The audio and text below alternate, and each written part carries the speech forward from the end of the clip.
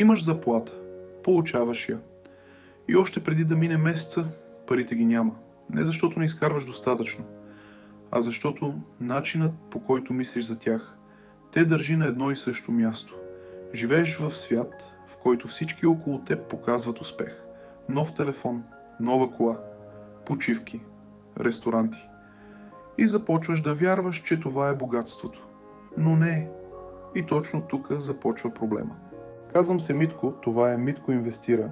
И ако някога си се чудил защо някои хора напредват финансово, а други стоят на едно място с години, това видео е за теб. Днес няма да говорим за инвестиции. Ще говорим за нещо по-важно. Как мислим за парите и защо това ни спира? Как мисли средният българин за парите? Нека сме честни.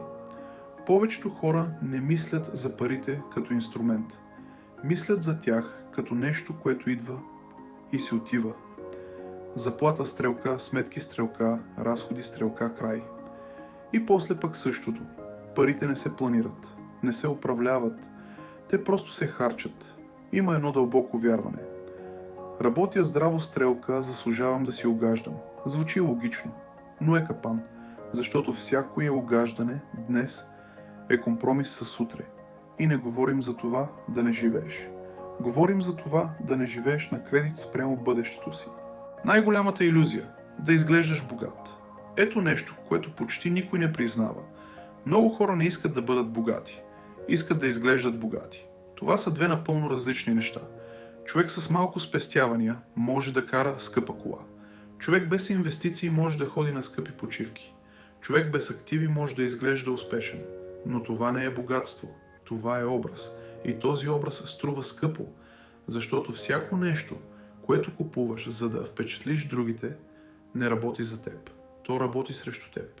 Защо материализмът ни убива? Материализмът не е просто да искаш неща. То е да свързваш стойността си като човек с това, което притежаваш. И тук става опасно.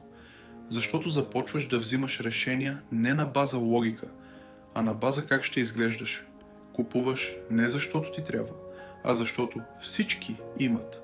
Харчиш не защото можеш, а защото не искаш да изоставаш. И най-лошото. Това никога не свършва. Винаги има по-нова кола, по-скъп телефон, по-добър живот в очите на другите. И ти гониш нещо, което няма край, докато реално не изграждаш нищо. Как мислят хората, които излизат от този цикъл? Разликата не е в дохода, разликата е в мисленето. Тези хора не питат, мога ли да си го позволя? Те питат, това ще ме направи ли по-силен финансово? Те не купуват за да покажат, купуват когато има смисъл. Те не гонят статус, гонят контрол. Контрол върху времето си, контрол върху избора си, контрол върху живота си. И разбират нещо много просто. Парите не са за харчене, парите са за изграждане. Истината, която повечето хора избягват, не системата те държи назад. Не държавата, не заплатата, а начинът, по който реагираш на тях. Можеш да изкарваш повече и пак да нямаш нищо. Можеш да изкарваш по-малко и пак да изграждаш. Защото в крайна сметка парите не изчезват. Те просто отиват при хората, които ги управляват по-добре. Как мисли средният българин за парите? Като за нещо временно, като за нещо за харчене, като за нещо, което трябва да се покаже. И точно за това материализмът ни държи на място. Ако искаш различен резултат, трябва различен начин на мислене. Ако това видео те накара да се замислиш, значи сме на прав път. Абонирай се за Митко Инвестира. Тук не гоним лайфстайл. Гоним реалност и ще става още по-интересно.